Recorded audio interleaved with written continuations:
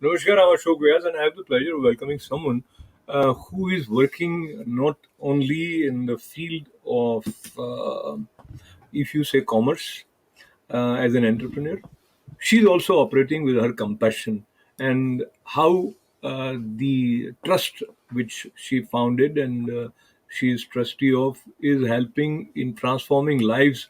We will learn about that. But before I bring her for this conversation, I just want to mention many times we put ourselves under certain limitations. We feel I wouldn't be able to do this.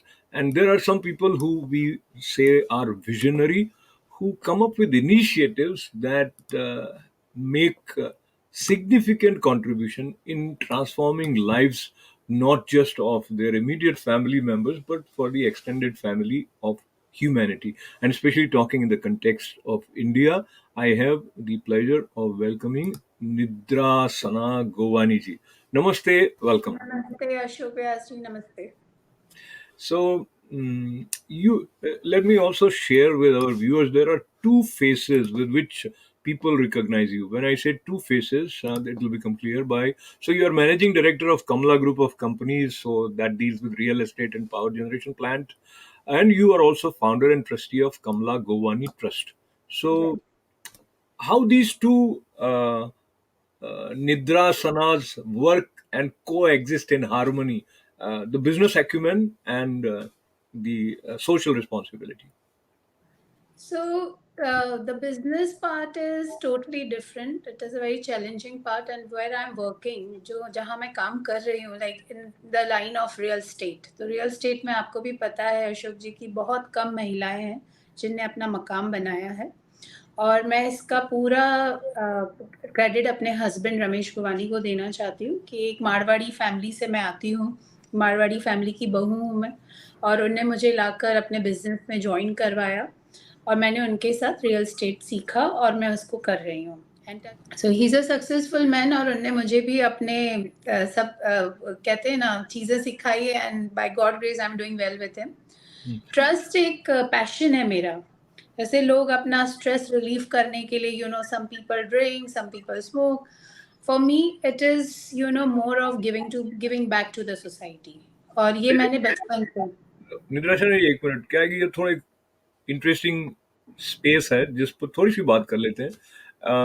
My sources tells me that yours was a love marriage. Yes. So, and also once you come under the fold of someone who is already successful entrepreneur, तो कई बार ऐसा होता है कि भी उन्हीं वो आपके नाम से कुछ कर रहे होते हैं. In general, that is the impression. In your case, you are yourself active and you have your own decision making process and you are making things happen. So, talk to me about this this ability. To work with your own identity and not just as someone who is a follower. Let's talk a little bit about this side. Okay, so social work was my passion from my childhood.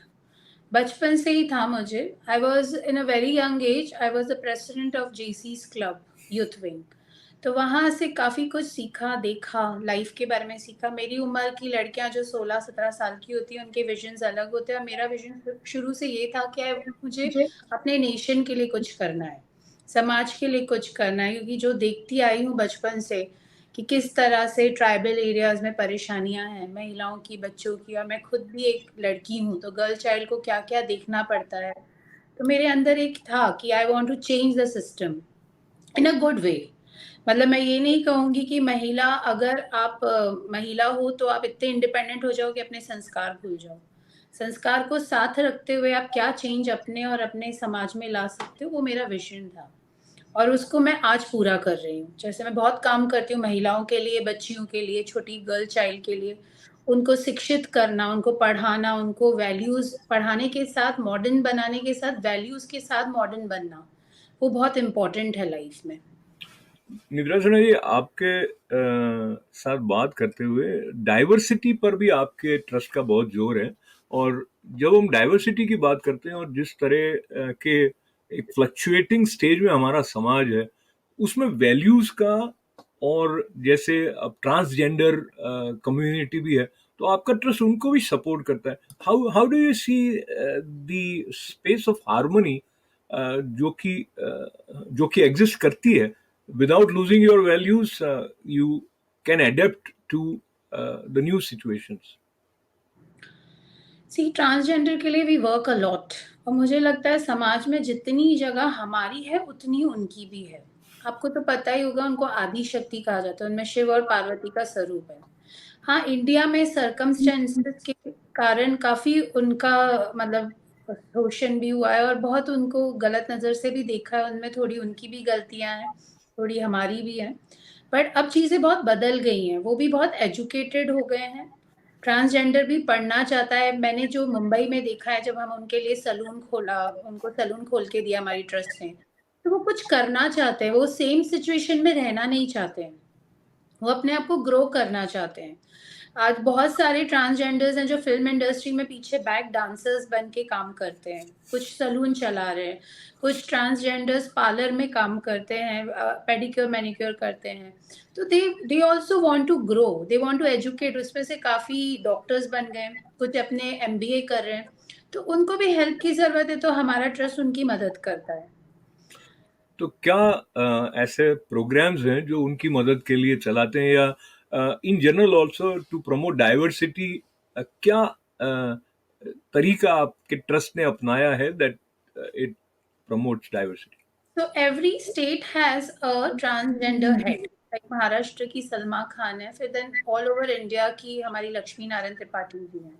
सो उनसे संपर्क हमारी trust करती है, और उस हिसाब से उनसे ही पूछ कर जिन जिन ट्रांसजेंडर को हेल्प चाहिए एजुकेशन में या कोई बिजनेस, स्मॉल स्केल बिजनेसेस के लिए, तो हम उनको मदद करते हैं. ये लक्ष्मी नारायण त्रिपाठी जी का आपने नाम लिया, तो मैंने उनका इंटरव्यू देखा था. ये बहुत ही यूँ कहा जाए कि अलग तरह की पर्सनैलिटी उनकी है. आपका मिलना हुआ है उनसे? हाँ, मैं काफी बार लक्ष्मी नारायण त्रिपाठी जी को मिली हूँ. उनके व्यूज अलग हैं, बट वो एक चीज मैं जानती हूँ उनके बारे में कि वो कुछ अपने ट्रांसजेंडर समाज के लिए अच्छा करना चाहती हैं. बस मेरा उतना ही संपर्क है उनसे. नहीं, ओवरऑल भी जैसे कि स्पिरिचुअलिटी के पॉइंट ऑफ व्यू से देखा जाए तो, और जी. शास्त्रों को साथ लेते हुए ये वाला जो एस्पेक्ट है लाइफ का. So anyway, we were talking about finding harmony, और एजुकेशन और इंक्लूजन और हेल्थ केयर, ये मेन एरियाज हैं जो आपने आइडेंटिफाई किए हैं मेरे ख्याल से. तो आपका थिंक टैंक क्या है? Like you think on your own because you are founder and trustee of this trust, yes. या आपकी एक टीम है कि जिसके साथ बैठ के आप नहीं, vision actually as I work, जैसे हर दिन काम करती हूँ, तो मैं खुद सोचती हूँ कि अब हमें इस चीज़ पे काम करना ज़रूरी है. जैसे महिला की हेल्थ पे काम करना ज़रूरी है, बच्चों के एजुकेशन पे काम करना ज़रूरी है. जब हम हार्मनी की बात करते हैं, तो हार्मनी आएगी कैसे? जब आपके एजुकेशन पे ध्यान दिया जाएगा, आपके संस्कारों पे काम दिया जाएगा, तो आप अपने आप हार्मनी पे चलोगे. जब माइंड बहुत कंफ्यूज्ड होता है या आपके थॉट्स क्लियर नहीं कि आप लाइफ में क्या करना चाहते हो, तब माइंड से हार्मनी निकल जाती है. तो अगर आपको हार्मनी, लव, पीस चाहिए, तो उसके लिए आपको अपने आप को शिक्षित करना और अपने आप को एक अच्छे ढांचे में ढालना बहुत इम्पोर्टेंस रखता है. तो मेरा यही काम है. जब मैं महिलाओं को भी ट्राइबल में जाकर सिखाती हूँ, पढ़ाती हूँ या उनका इलाज करवाती हूँ, तो मैं उनसे यही कहती हूँ, आप साथ में जुड़ के अपने आप के लिए प्रगति का रास्ता ढूंढिए. अपने आप को इंडिपेंडेंट बनाइए, पर साथ में जुड़ के बनाइए, क्योंकि जब तक यूनिटी नहीं रहेगी, हार्मनी नहीं रहेगी, कोई भी क्षेत्र बढ़ नहीं सकता या कोई भी क्षेत्र में तरक्की नहीं हो सकती. निद्रासना जी की बातें सुनते हुए आपकी आशा जो भारत के प्रगति पथ पर आगे बढ़ने की, वो उसको और मजबूती मिल जाती है, क्योंकि इस तरह की सोच सकारात्मक रखते हुए जब आगे बढ़ती हैं, अगर हम यूं कहें कि भारत की माताएं, तो उससे निश्चित रूप से नए भारत की तस्वीर दिखाई देती है. और ये जो तस्वीर अब आपको दिखाई दे रही है स्क्रीन पर, ये स्कूल की है. पर इस पर बात करने से पहले हम ये जो रिन्यूएबल पावर प्लांट्स हैं इनके बारे में थोड़ी सी चर्चा करें, क्योंकि बहुत सारे वाइड रेंज के एरियाज हैं जिस पे आप काम कर रही हैं.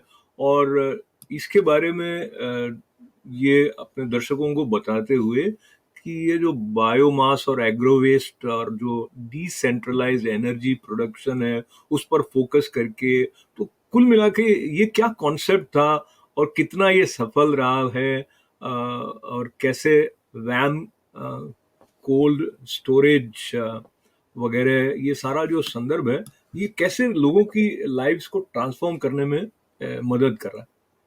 तो ये पावर प्लांट सबसे पहले हमने इंडिया में लाया था, चंडीगढ़ में। तो जब लाया था तब काफ़ी तकलीफ़ें हमने देखी थी क्योंकि कुछ नया था। बट टच वुड अब आज बहुत अच्छा कर रहा है।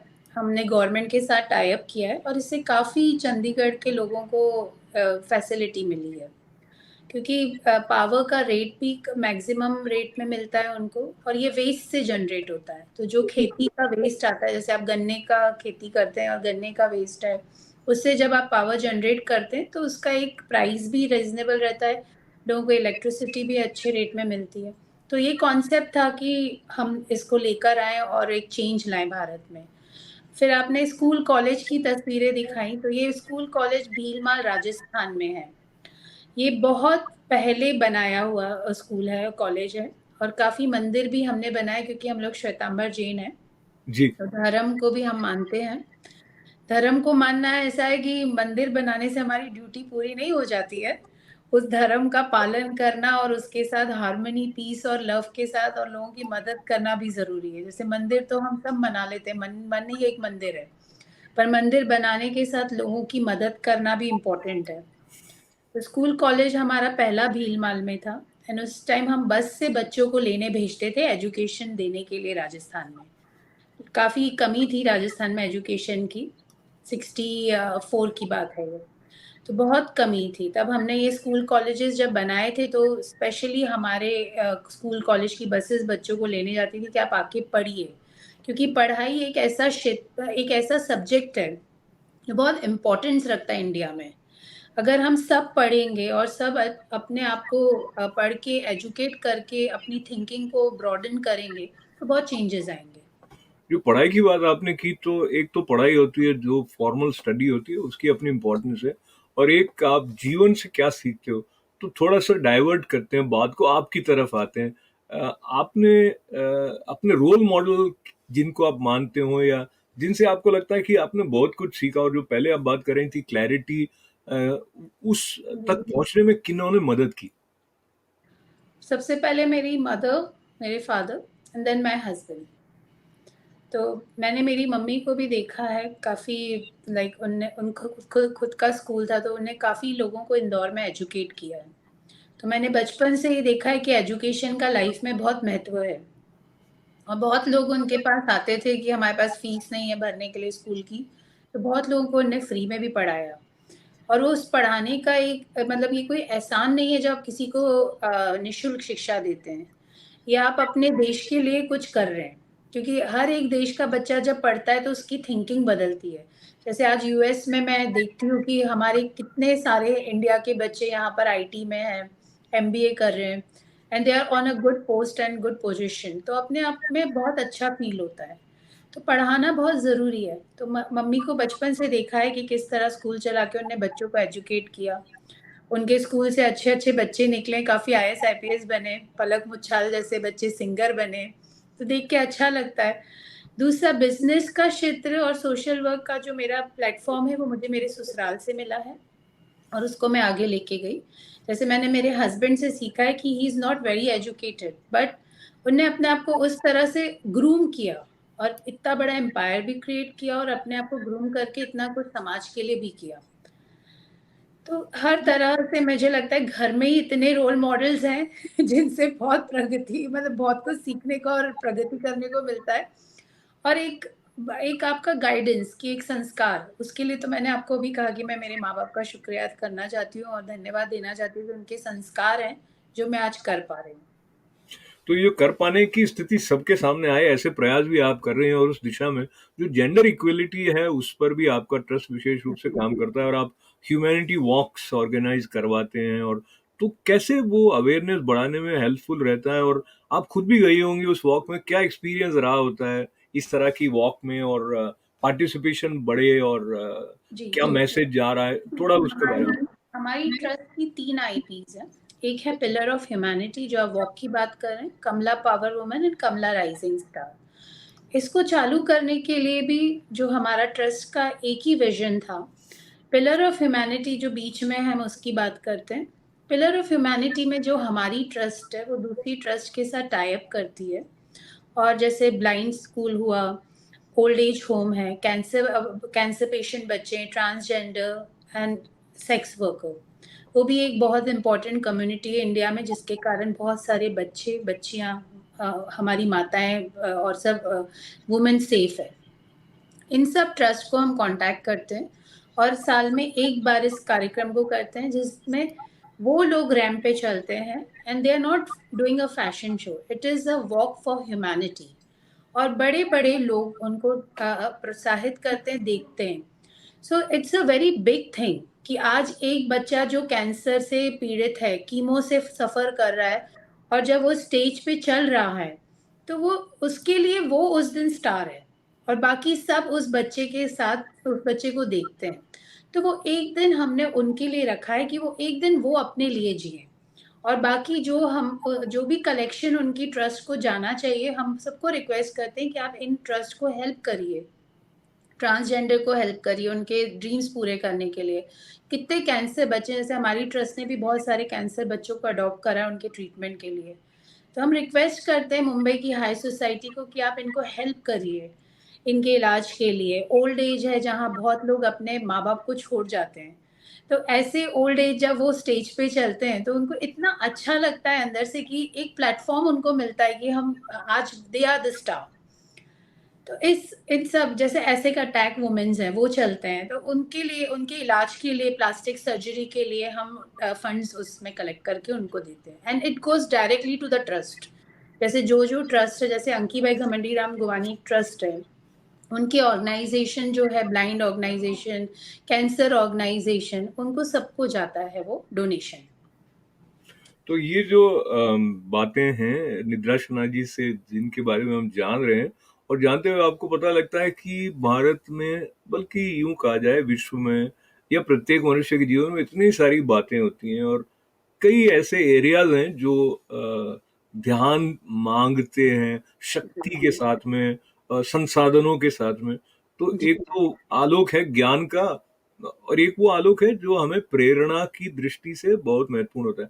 हम ज्योतिर्मयता को लेकर अयोध्या की तरफ चलते हैं, जो गिनीज जी बुक ऑफ वर्ल्ड रिकॉर्ड में दीपोत्सव के साथ में जितने दीप प्रज्वलित हुए, वहां जी भी आपके ट्रस्ट ने एक विशेष योगदान दिया, और मुझे लगता है कि उसकी भी अपनी जो सीढ़ियां रही, जैसे आपने आइडेंटिफाई किया कि किस तरह जो दीपों की संख्या है उसको बढ़ाने में आप मदद दे सकती हैं, थोड़ा उसके बारे में बताएं। सो दीप उत्सव भारत में जब होता है तो अलग अलग स्टेट्स में होता है, जैसे मध्य प्रदेश में हुआ था और इस बार उत्तर प्रदेश में हुआ। तो जब उत्तर प्रदेश में इस बार दीप उत्सव हुआ तो हमने 51,111 दीप उनको डोनेट किए उत्तर प्रदेश सरकार को। हमारी ट्रस्ट गई और उनने इंडिविजुअल कुमार फैमिलीज को आइडेंटिफाई किया, और उनसे दीप बनवाकर हमने, जो वहाँ के म्युनिसिपल कमिश्नर है विशाल सिंह जी, उनको डोनेट किए, वो दिए, और उनको दिखाया कि हमने इन 5 कुमार फैमिली से दिए बनवाए हैं, और जो उनको देनी थी उस दिए की जो उनकी मेहनत का जो हमें उनको देना था, वो डोनेशन उनके हाथ से दिलवाया, और हमने दीप उनके ये विशाल सिंह जी को हैंड ओवर किए, म्युनिसिपल कमिश्नर को। तो दीप उत्सव में हम इस तरह से एक गवर्नमेंट का पार्ट भी बने, और 5 फैमिलीज को उसमें हेल्प हुआ जिनके बच्चों के स्कूल की फीस भरी उनने। और जैसे हम सबको दिवाली अच्छी लगती है और सबको लगता है कि अच्छे से बने, खुशी से बने, तो उनकी भी दिवाली इस साल अच्छी बनी। तो दीप प्रज्वलित करते हुए निद्रा शर्मा की जो मंत्र बोला जाता है वो शुभम करोतु कल्याणम आरोग्यम सुख संपदा द्वेष बुद्धि विनाशाय आत्मज्योति नमोस्तुते। ये श्लोक मैंने इसलिए भी याद किया क्योंकि जो जो कार्य आप कर रहे हैं उसमें आरोग्य की भी बात आ गई है, और संपदा बढ़े उसकी बात भी आ गई, साथ में द्वेष बुद्धि नहीं हो, सब प्रेम से रहें, इस तरफ विशेष रूप से आपके ट्रस्ट का भी ध्यान है, आपका भी ध्यान है। तो इस दिशा में हम बात को थोड़ा और आगे ले जाते हैं। तो ऐसे ऐसे लोग जिनके पास में रहने का स्थान नहीं है, भोजन की व्यवस्था उनके पास ठीक नहीं है, उनके लिए भी आप कुछ करते रहे हैं। तो ये सब मुंबई तक सीमित है या अन्य स्थानों पर भी है? नहीं, हम लोग मुंबई तक सीमित नहीं है, हम लोग यूपी, झारखंड, उत्तराखंड, मध्य प्रदेश, राजस्थान, सब जगह काम करते हैं। क्योंकि भारत एक, जैसे बोलते हैं ना, भारत में बहुत सारे धर्म हैं। हम हिंदू हैं, पंजाबी हैं, जैन हैं, सिंधी हैं, सब मिलकर एक भारत है। वैसे एक ही क्षेत्र में, एक ही स्टेट में काम करके भारत पूरा नहीं ठीक हो सकता, हमें हर एक क्षेत्र में काम करना है। तो हम लोग जब जाते हैं यूपी, तो we work for tribal areas. तो अब यूपी में हम लोग महिलाओं को पढ़ाते हैं, उनको सिखाते हैं, रोजगार के लिए मदद करते हैं।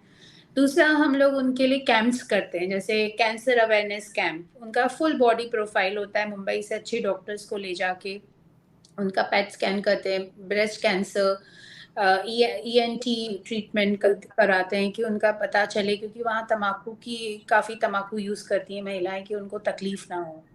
क्योंकि महिला अपने परिवार का बैकबोन होती है, अगर उसे कुछ हो गया तो पूरा परिवार बिखर जाता है। तो उनको अपना स्वास्थ्य का ध्यान देना ज़रूरी है। हम सब सोचते हैं क्रोसीन खा लो, सर दुख रहा है, तो उनको सिखाते हैं कि सिर्फ क्रोसीन मत खाइए, अपना रूटीन चेकअप कराइए। उनको एजुकेट करते हैं, क्योंकि मुझे लगता है आप जब महिला को शिक्षित करते हैं तो परिवार को शिक्षित करते हैं।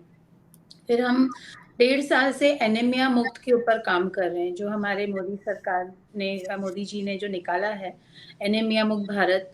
उस पे हम काफ़ी काम कर रहे हैं, क्योंकि सारी बीमारियां, आप चाहे कैंसर पे काम कर लें, टीबी पे काम कर लें, या जो भी अन्य बीमारियां हैं, पर सबसे मेन है आपकी रक्त। अगर आपका रक्त साफ नहीं है तो आपको कोई भी बीमारी हो सकती है। तो हम महिलाओं को एनीमिया के लिए टेस्ट करते हैं। जिनका हीमोग्लोबिन लो आता है उनको डिवॉर्म करके हीमोग्लोबिन की दवाइयाँ देते हैं और राशन किट देते हैं, क्योंकि देखिए गरीबी बहुत है। जब हम उनको टेस्ट करने जाते हैं तो हमसे कहते हैं हम खाएं कैसे हेल्दी, जब हमारे पास है ही नहीं, जी जी। हम हेल्दी कैसे खाएं। तो जब उनको हेल्दी आप दोगे नहीं तो वो अपने आप को टेस्ट कैसे, मतलब अपने आप को हेल्दी कैसे रखेंगे।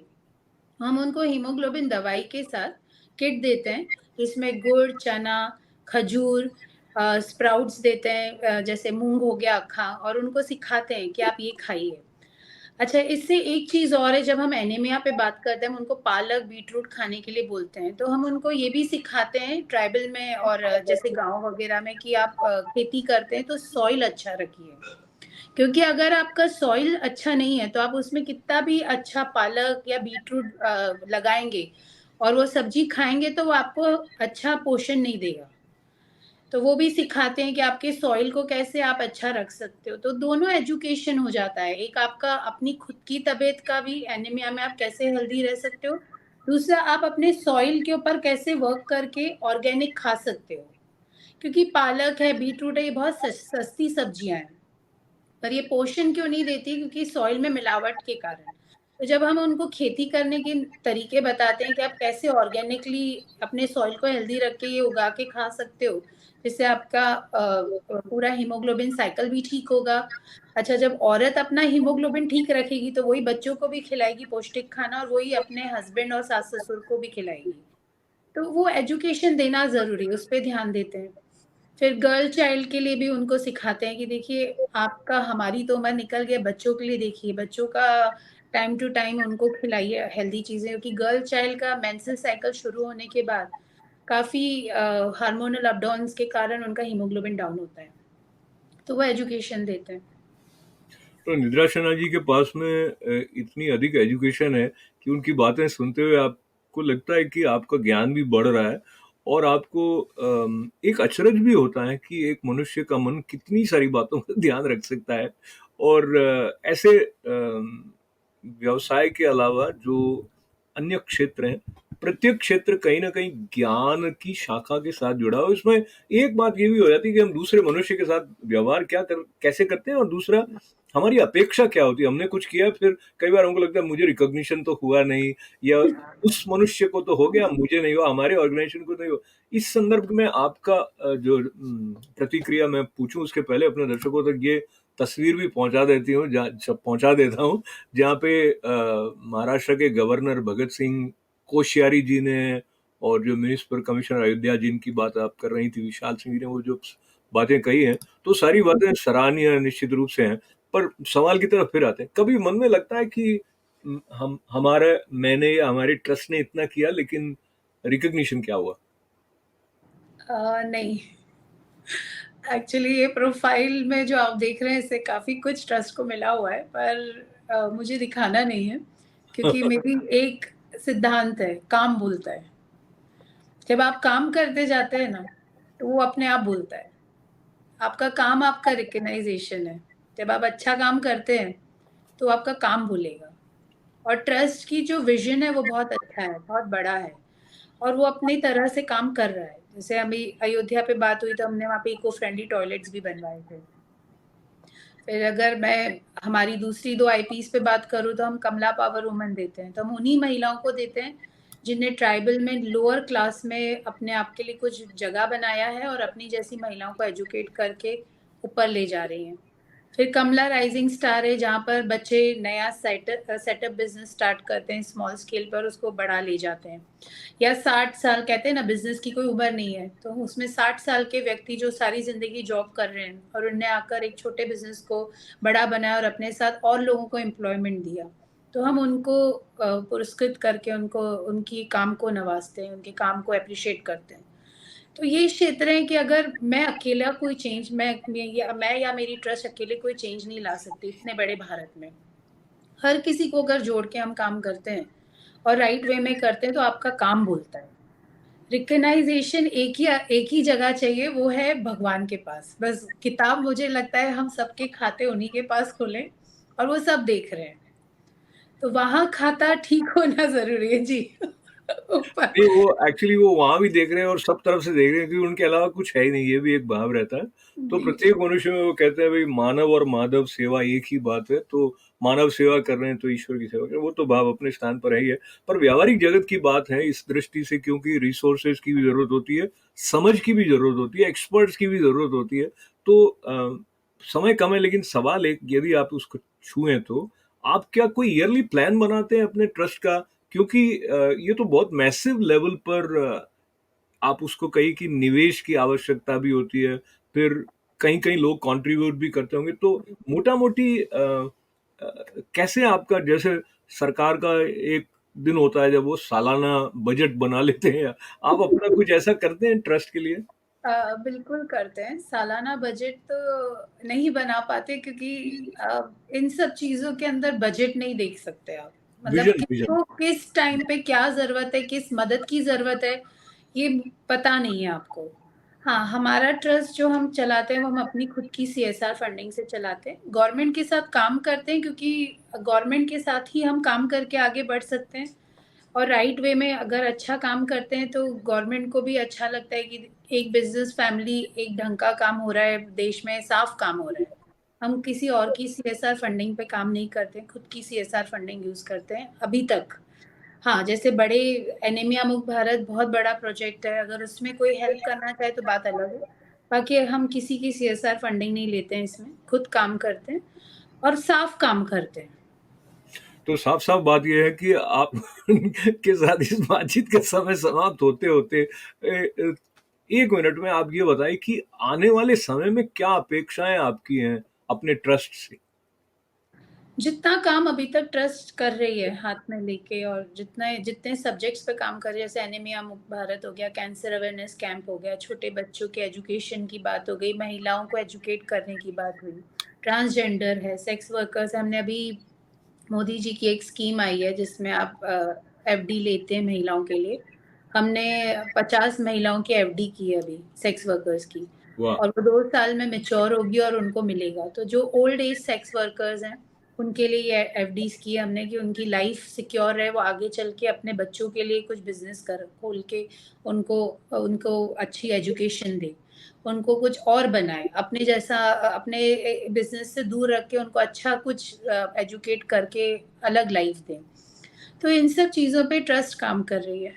हुँ, तो ये ट्रस्ट जो है शब्द बड़ा ही अच्छा है। भरोसा जब ऐसी बातें सुनते हैं तो हमारा मानवता पर भी बढ़ जाता है। तो उसके लिए निद्राशना गोवानी जी को मैं बहुत-बहुत आभार के साथ में धन्यवाद देना चाहूँगा कि उन्होंने हमारे साथ बातचीत के लिए समय निकालने के अलावा वो जो समय निकाल कर जो-जो अच्छे कार्य कर रही हैं उस दिशा में वो और आगे बढ़ें और कमला गोवानी ट्रस्ट के द्वारा समाज की सेवा का ये जो संकल्प है और ये जो सपना है वो आगे फलीभूत होता रहे। तो बहुत सारी मंगल कामनाएँ।